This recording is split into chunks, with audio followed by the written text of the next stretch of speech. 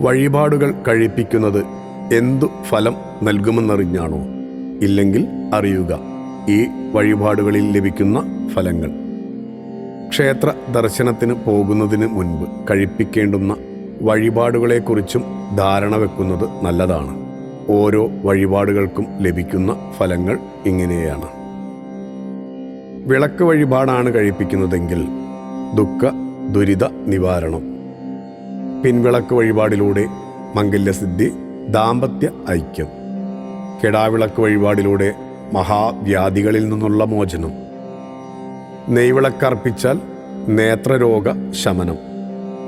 ചുറ്റുവിളക്ക് വഴിപാടാണെങ്കിൽ മനഃശാന്തി, പാപമോചനം, യശസ്. നാരങ്ങാവിളക്ക് വഴിപാട് രാഹുദോഷ നിവാരണം, വിവാഹ തടസ്സമോചനം. ആൽവിളക്ക് വഴിപാടിന് ഉദ്ദിഷ്ടകാര്യസിദ്ധി.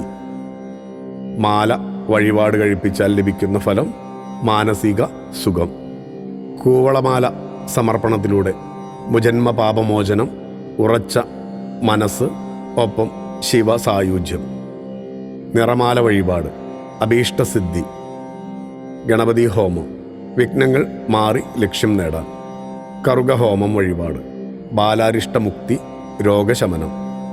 മൃത്യുഞ്ജയ ഹോമം കഠിന രോഗനിവാരണം, സകലവിധ പാപമോചനം. തിലഹോമം വഴിപാട് പ്രേതോ ഉപദ്രവങ്ങളിൽ നിന്നുള്ള ശാന്തി.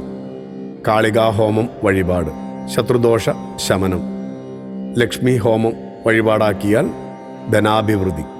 ഐക്യമത്യ ഹോമം വഴിപാടിലൂടെ കുടുംബത്തിൻ്റെ ഭദ്രത, തമ്മിലുള്ള മത്സരം ഒഴിവാക്കൽ. സുദർശന ഹോമം വഴിപാടാക്കിയാൽ രോഗശാന്തി.